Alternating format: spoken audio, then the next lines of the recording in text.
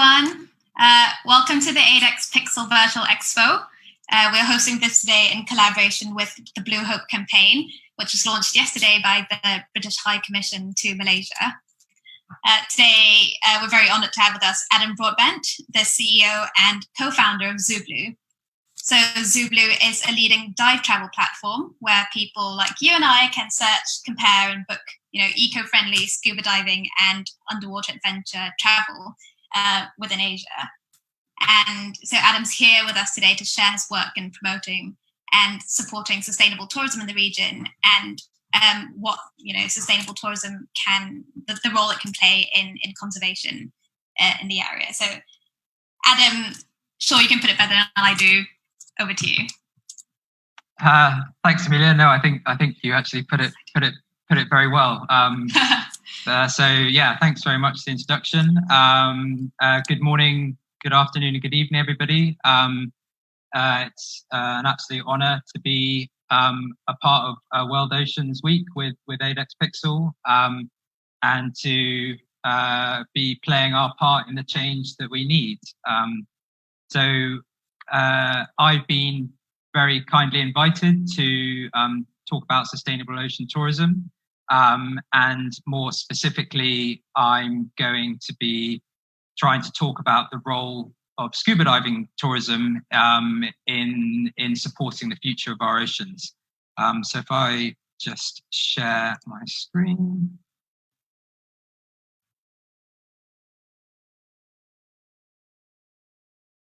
Hopefully that's all okay. Great, yes, so Amelia kindly introduced me. My name is Adam Broadbent. I'm the co-founder and CEO of ZuBlu, along with my business partner, Matthew Oldfield. And we are a travel partner of the Blue Hope campaign that was launched so excitingly yesterday, along with the support of David Attenborough, Sylvia Earle, Joe Ruxton, and many others, driven by the British High Commission. So a very exciting initiative, and it very much aligns with so many of our ambitions, not just at ZuBlu, but throughout the scuba diving industry in what we want to do in terms of making a change and supporting our oceans. So it's an absolute pleasure to be speaking today. My background before starting ZuBlu, I worked as an underwater photographer with a company called Scuba that is a Malaysian-based sort of underwater production house, and I was very fortunate for many years to travel and dive all over Asia and experience the kind of amazing wonders that it offers. And there was one particular experience for me that really kind of kickstarted my ambition with ZuBlu. I spent a bit of time out on an island called Sangalaki, which is off the east coast of Indonesian Borneo in Maratua Atoll. We were there for a shoot with, I think it was the BBC, I believe. And I got to spend an amazing couple of hours watching a protected turtle nest of hawksbills hatch and make their way down to the water and head off on their adventures. And it was that experience and the many others I've been so fortunate to have that kind of inspired to start ZuBlu, because we want to share these experiences with others, and also trying to encourage others to engage with the ocean in a more sustainable way. And that's what really drives us at ZuBlu. As Amelia mentioned, we are a travel platform, not just for diving, but for marine experiences in general, across Asia and beyond. And we're driven by some very kind of fundamental beliefs, and that, we really love our oceans. We've experienced them very intimately. We really love the adventure and the journey of exploring new places. And we're trying to encourage us to do things differently. Our belief is that scuba diving trips should never be stressful for you, but more importantly for the ocean.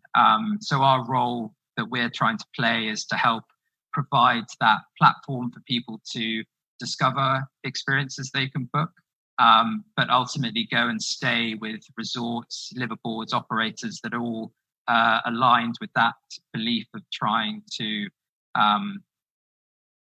not just have no impact, but ultimately have a positive impact on the oceans. And we're really keen to help make those kind of dream experiences possible, to celebrate those businesses, and encourage you and many others to engage the oceans better. And we're very much learning all the time as well. It is not a case of all of us being, or some of us being perfect. We're all on this journey together. All of the talks we're having as part of this week, we're continually learning, and that's what we need to do. So in terms of just introducing ZuBlu a little bit more, we've created a travel platform that's really about people's experiences going to see particular marine life, such as sharks and rays. We know where you can see particular marine life based on seasonality, and then we partner with very carefully selected operators that we've experienced personally, and who are all driving sort of sustainable business practices and conservation efforts.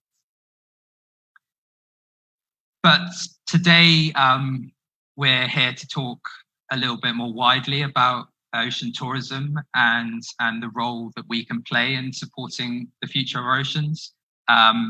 The term blue economy is used regularly now, and that sums up really the value of our oceans. So I'm sure many of you watching know a few of the stats already, but our oceans overall have a value of about $24 trillion. But worryingly, 2/3 of those assets, so to speak, rely on our oceans being healthy. But the scale of the ocean essentially makes it the 7th largest economy in the world. And that's shown by the fact that 90% of our internationally traded goods are all shipped over the ocean. But when it comes to tourism, there are about 350 million tourists a year that are attracted to coral reefs within the Pacific. And that kind of passion and energy to experience the ocean now means that tourism is putting a huge value on marine life.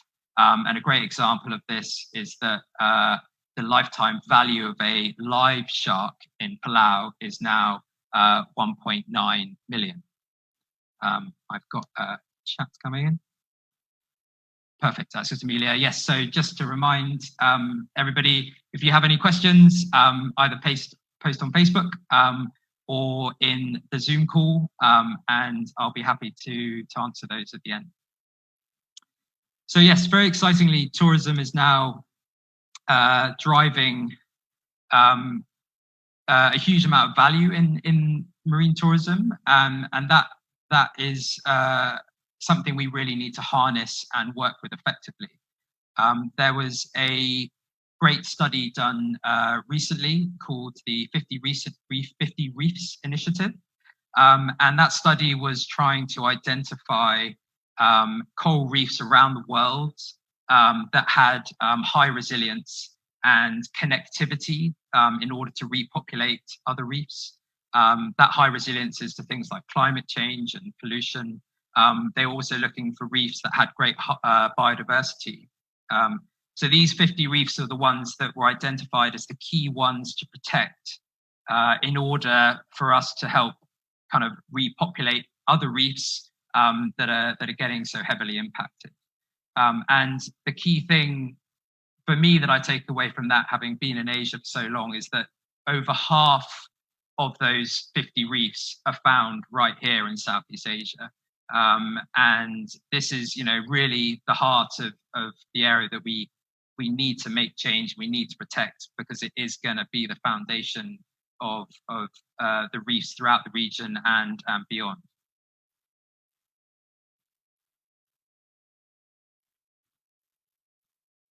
So when it comes to travel and tourism, we've seen it explode over the recent decades.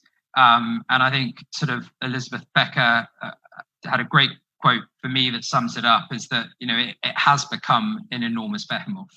and it is currently doing great damage, but we really believe that it's capable of doing great good. And that is the kind of the primary role at ZuBlu that we're looking to play, but across the whole scuba diving industry, everyone is incredibly passionate about changing tourism to be a driver of good rather than of great damage. However, I think the reality that we're seeing is very different. There is a Booking.com survey that's done every year, and everyone is quick to sort of pull the figure out that now currently, as of the last survey, 73% of people are looking to book sustainable accommodation. Which is a very exciting figure. It shows this underlying passion and willingness for change. However, the figure that people don't necessarily follow up with is that 72%, so it's essentially the same people, don't know where to look or what to look for when trying to book sustainable accommodation. So there's this enormous gulf of knowledge between the passion for change and the actual ability to try and make that change. I think that's something we really need to recognize within the tourism industry, and our role is to help narrow that gap significantly. What is another fact within those surveys that's, I think, really exciting is that 51% of people are actually willing to pay more if they can switch to less impact. So it's although price is always a key driver in tourism, there is a willingness to change even if it costs a little bit more. So I think that can be very encouraging for operators, resorts, and so on. That people will be willing to go that step further in order to reduce their impact. But the big thing I'm wanting to kind of drive in this graph is that knowledge gap between people wanting to change and people not knowing how to. And I think that continues to illustrate itself when we look even deeper within the scuba diving industry itself. There's a very scary fact that was recently done in a scientific study, was that 80% of divers make contact with the reef at least once per dive. So I think within the industry, we like to think we're doing okay, but we've got to look more outwardly. We've got to look at those that kind of dive very occasionally or for leisure. They're not sort of living and breathing it as so many of us do.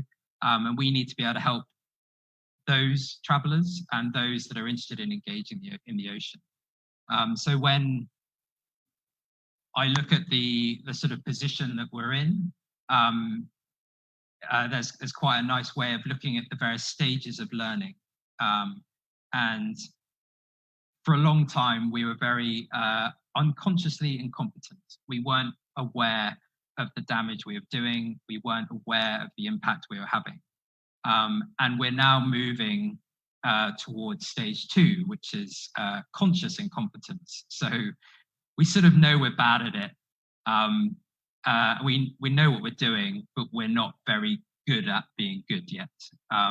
So as a whole, we haven't got much of an excuse anymore. We know the impact we're having, so we're consciously incompetent, and then we're kind of spread from stage 2 to 3, where we're looking to try and become consciously competent and look after the ocean. So that sort of blue line in the middle, we're all scattered along that line at various points. I don't think any of us are sort of unconsciously competent yet. That's when you're just doing it naturally without even thinking about it. I think we're all having to work pretty hard to be careful and to travel more consciously. So we're a while away from that. But the role within the industry is for us to help move people along that stage from 2 to 3, from being consciously incompetent to being consciously competent. We at ZuBlu also look at travel in a very cyclical way. travel starts at home, is what people like to say. And it does. So, you know, we get inspired, we watch amazing videos, we watch Blue Planet, we watch other documentaries, we follow influencers, and we get inspired to book. But right at that point, there's already decisions we can make that can already help us improve what we do. We then travel to our destination. We then stay in destination, and where we stay is important. We then go and experience the destinations we've traveled to, and the way we experience things.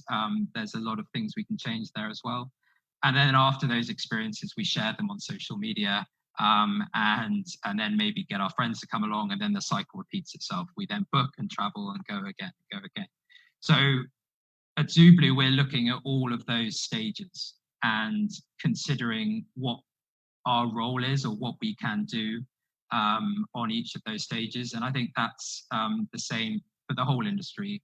There are various points of this cycle that we can look at in tourism and see what role we can play in each of those steps. So when it comes to booking, travel does start at home. At ZuBlu, we built a very specific search engine for the scuba diving and sort of ocean experiences industry. But wider than that, you know, travelers themselves, we need to research carefully. We need to ask lots of questions, either if you're booking with an agent or booking directly with a resort.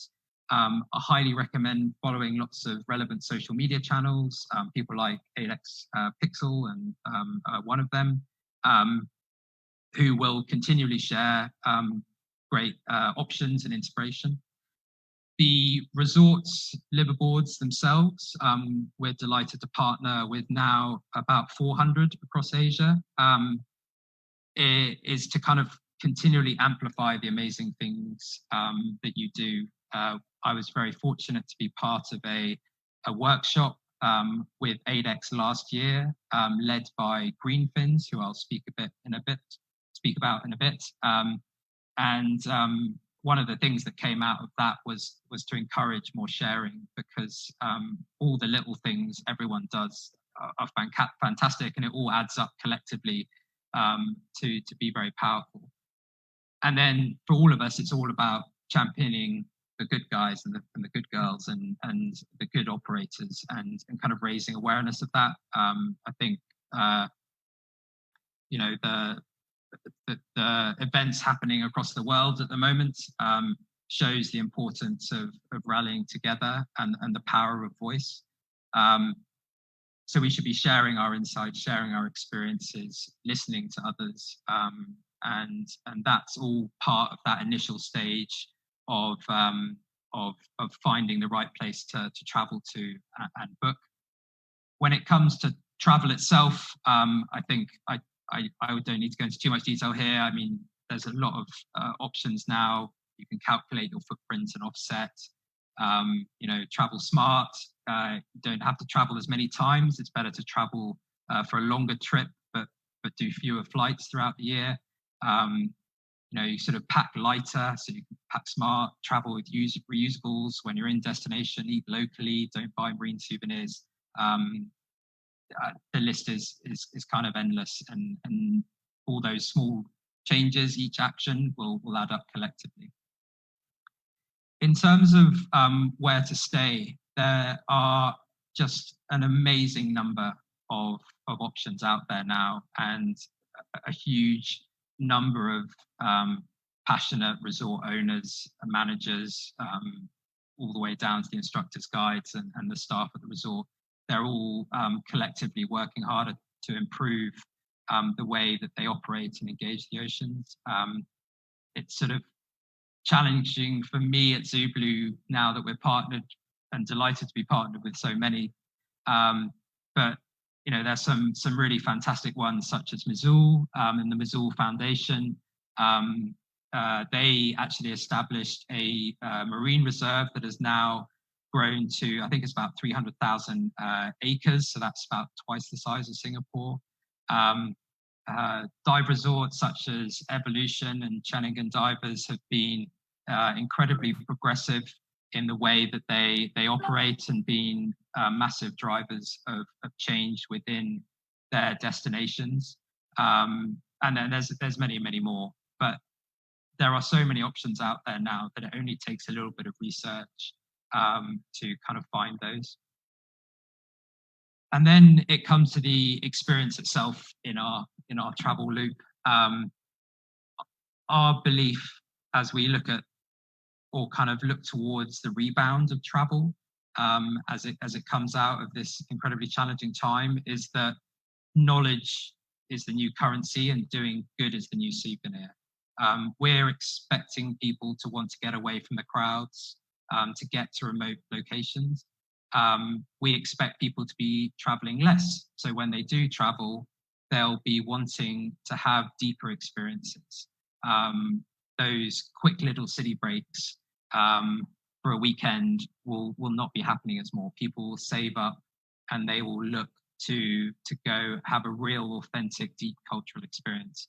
And when you kind of combine those decision drivers together, I can't think of anything better than going to remote scuba diving destinations and experiencing those away from the crowds.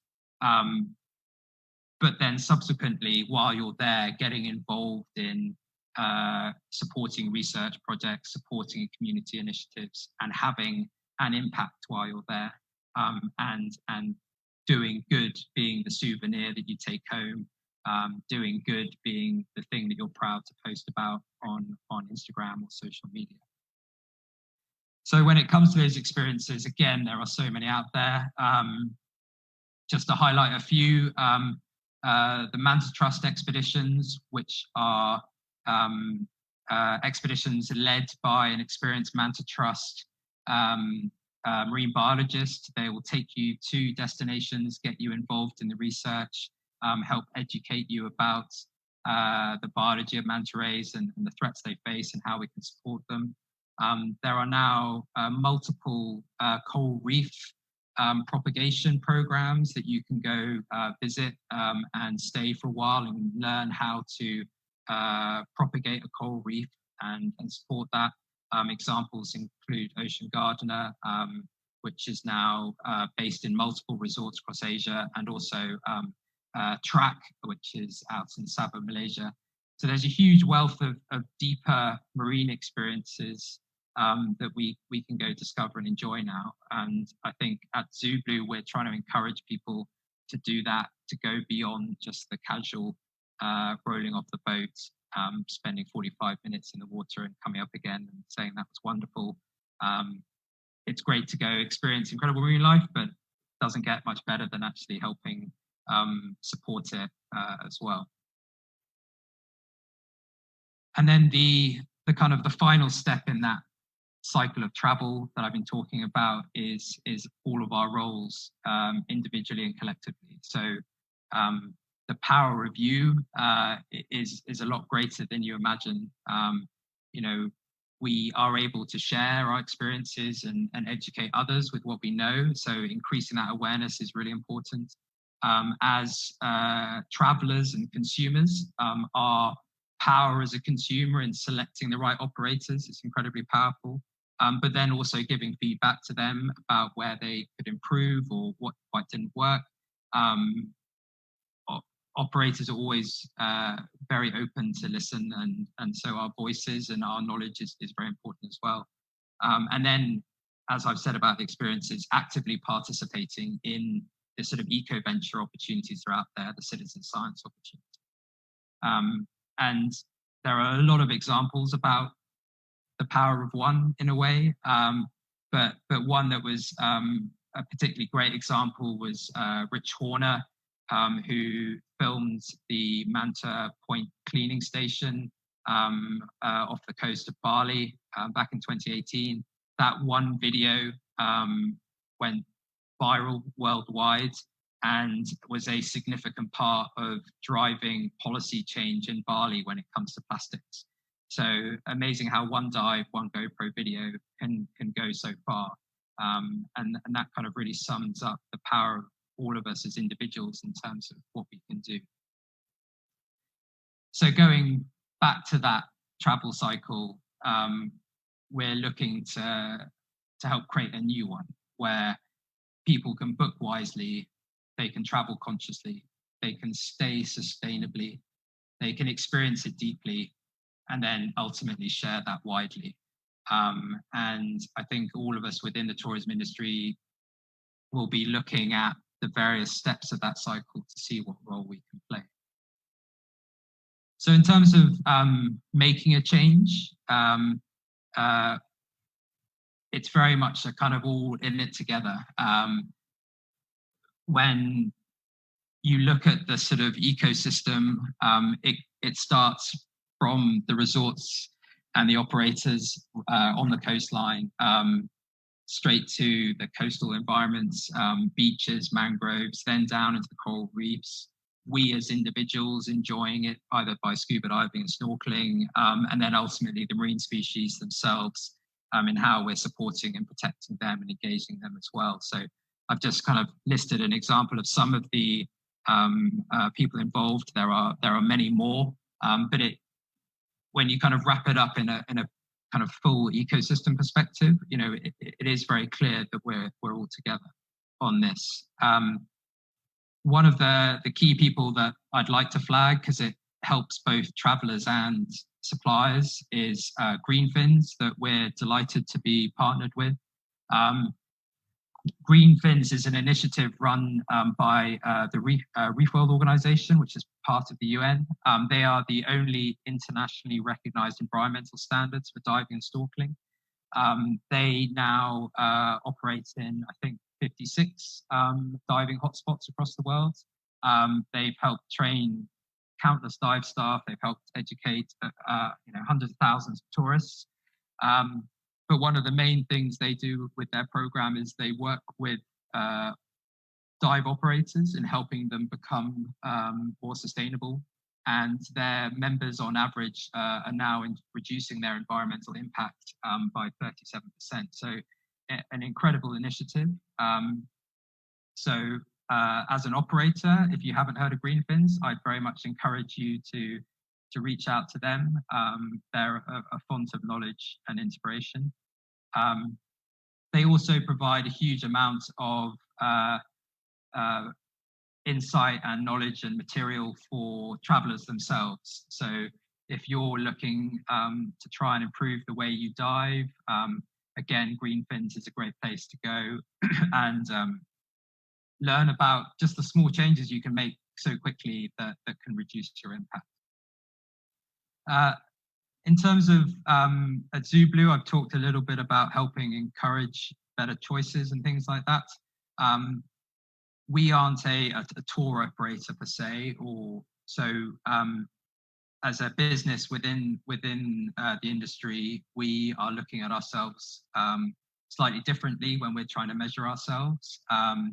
We are looking at both our guests and how we can help them, and also the operators that we partner with. I won't get into too much detail, but one of the things we are now doing is we've taken inspiration from the Impact Management Project. We're working with one of our investors called Manna Impact, who are a specialist impact investor. And we are adopting the IMP framework that allows us to sort of really look at and measure what we're doing, who we're trying to help, how much we're trying to do, the contribution we're making, and any risks associated with it. This is a really powerful framework for any businesses looking for a way of structuring what they do. So I won't go too deeply into this, but if anyone wants to talk about this or get some insight, please reach out. I've got my email at the end of the presentation, so I'd love to chat. So to kind of wrap up, just a couple of quotes that I think are particularly powerful. And given that Sylvia Earle was with us yesterday, I think rather fitting to quote her. It is very clear that everyone everywhere is inextricably connected to and utterly dependent on the existence of the sea and our oceans. And the Mazul Foundation released a great video as well, and they summed it up nicely, that we're really realizing what we're doing to the oceans now also has a direct impact to ourselves. So now is the time to dream a better dream, as they've very poetically said. And really encouraging everyone just to kind of open up, share, and network information so that, ocean stewardship can really try and help mitigate climate change, overfishing, and pollution. It's very much a collective thing. There will be countless facts and stats shared across other talks as well, but the time very much is now. And it's a pleasure at ZuBlu to be a part of such a passionate movement that's clearly evident throughout the whole of World Oceans Week that 8x Pixel are doing. So yes, thank you very much. If anyone would like to reach out to learn more about what we're doing at ZuBlu, or just to talk to me personally, or if you've got any knowledge you'd love to share, we're always open, we're keen to improve, we're keen to learn. So you can reach me at adam@zubludiving.com, and I look very much to hearing from you. Thank you.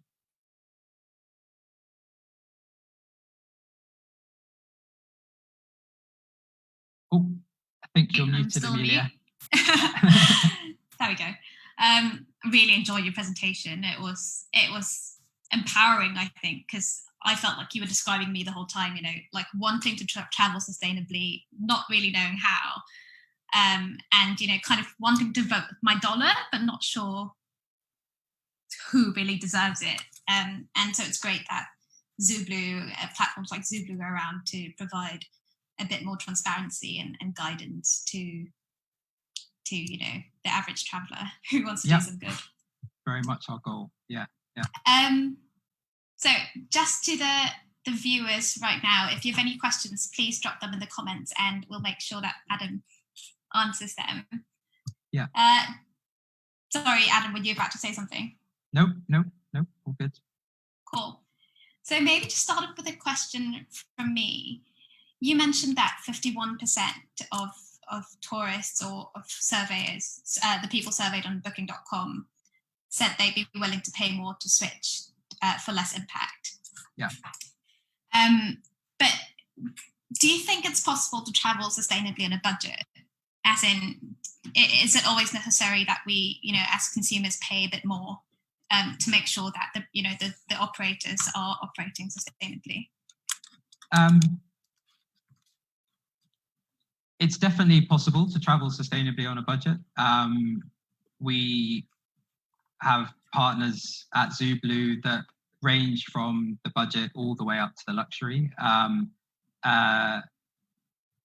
Choosing an eco-friendly operator doesn't necessarily mean that you're in a bamboo shack on a beach and that's it. There's a huge variation. The luxurious resorts are finding great ways to be able to offset and become more neutral. So there are options for all levels of traveller and on all budget points of a traveller. I think it takes a lot of effort to be a great resort and a great operator. There are some incredibly inspiring resort owners that are really driving the change within their industry. I mentioned people like Chenigan Divers, Robert Scales there is fantastic. I mentioned Evolution. So the team there of Nick and Matt and everyone are driving things massively, and it's their passion that drives things. And it does take cost and effort to make those changes.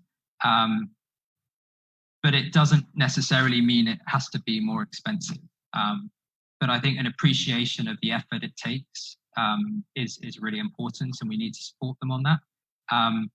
When I flagged the 51% figure, it's not necessarily to say that traveling sustainably should be more expensive. It's to say that that there's the energy there to even spend more, even in order to find something more sustainable. We don't necessarily need to charge them more. That's not our role. But it just highlights that energy for change and the willingness for change, I guess. Mm-hmm. Definitely. Yeah. So the demand is there in the consumers. Yeah, it's just the massive knowledge gap that they don't know what they're looking for, and we need to be helping them on that. And this whole platform this week is all part of that. Yeah. And so, in terms of the kinds of questions that travelers should be asking, like obviously, we can turn to platforms like ZuBlu to kind of get your recommendation of which operators are operating the eco-friendly manner. But if I were, say, to do the research by myself, what are some of the key things I should be looking out for to determine whether a resort is sustainable or not? Yeah, I mean, it's I've very much championed Greenfins. I think they're a great icon or badge to be looking out for when you're looking at operators. They have a huge number of members now. And I guess when you're choosing a resort, it can be quite challenging because not always the information is shown about what they're doing in terms of finding more renewable power or how much they're engaging with their local community or where they source their food from. So that information is still very tricky to kind of to find.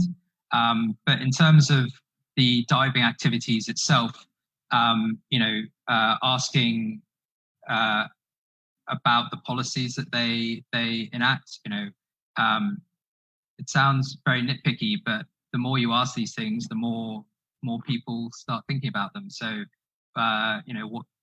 what kind of mooring policies do you use? Do you enforce a no-touch policy? Do you have a no gloves policy? Do you offer sort of buoyancy or advanced buoyancy training to help improve people? So you can sort of begin to understand how people lead the diving, and that's a great sign immediately. I think if anyone's doing, the moment you see someone doing something somewhere, that's normally a sign that they're doing great things elsewhere, but just secretly that you don't know about. There's sort of what was like Evolution. They've got their own little garden and everything, and they reuse materials and plastic bottles to help with that kind of whole process. But you don't really necessarily hear about it. But that's a lot of where your sustainable food comes from while you're eating at their restaurant. So there's these little secret things that happen that you're never aware of. But seeing something up at front is generally a good sign that a lot's happening behind the scenes as well. Yeah, it's kind of demonstrating the sort of thoughtfulness and awareness of the need for sustainable practices. I think that then permeates throughout the organization. Yeah, I think I've had quite a lot of time more in the sort of the Western commercial world, the big city, and spent a lot of time in Hong Kong, and there's some really very passionate communities there about driving change. And what's always clear is that you need that one champion internally that really just relentlessly pushes the change. And when you see resort owners and managers doing that, and liveaboard owners doing that, that's a really, really, really exciting sign.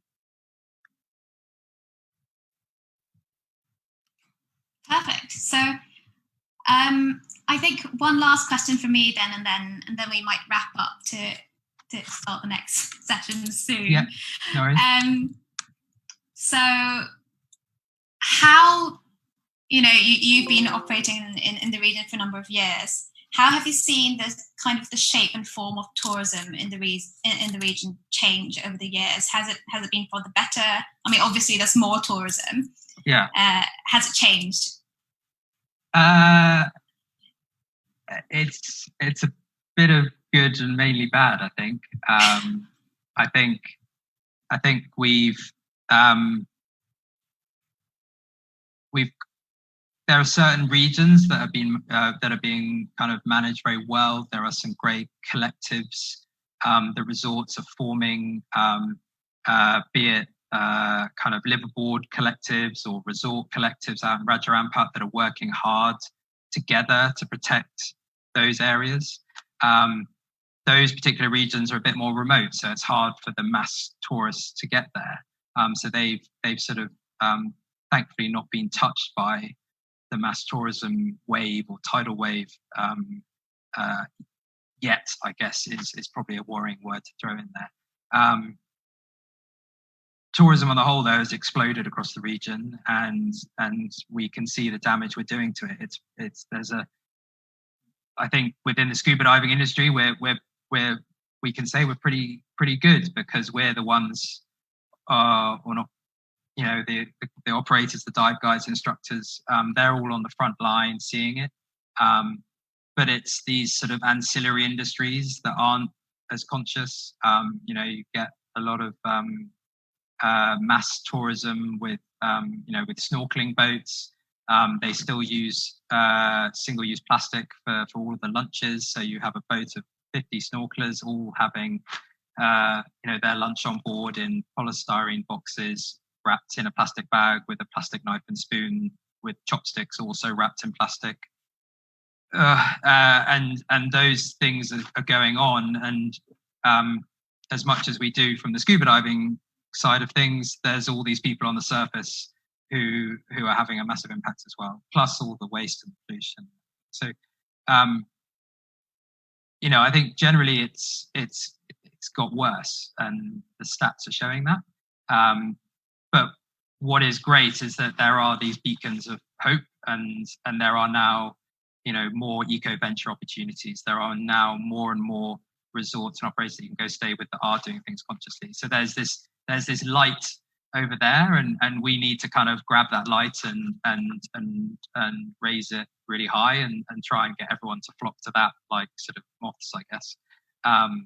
And the scuba diving industry has always been a beacon of change when it comes to the oceans, because we're in it and we see it. So I think within the scuba diving industry, there's been a really positive change, but we can't ignore the other industries around it that are also engaging with the oceans, and we need to kind of help them and educate them and support them and share with them as much as possible as well.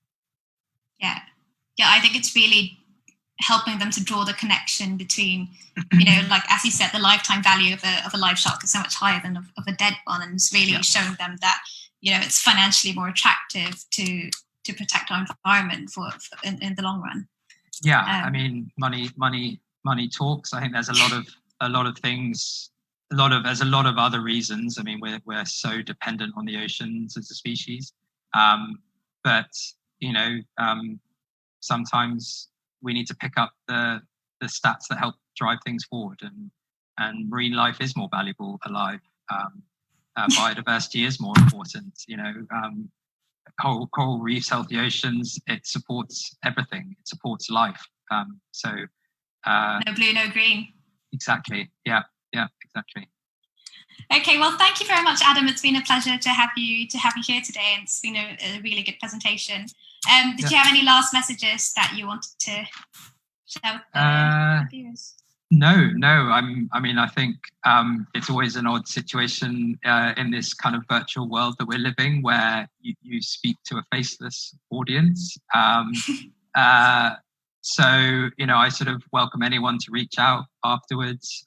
You can come to ZuBlu.com and contact us through there. My email is adam@zubludiving.com. Very keen to have conversations with anyone and everyone. So, please reach out. Perfect. Thank you so much. And thanks everyone for watching. Thanks, Amelia. Bye. Thanks, everyone. Bye.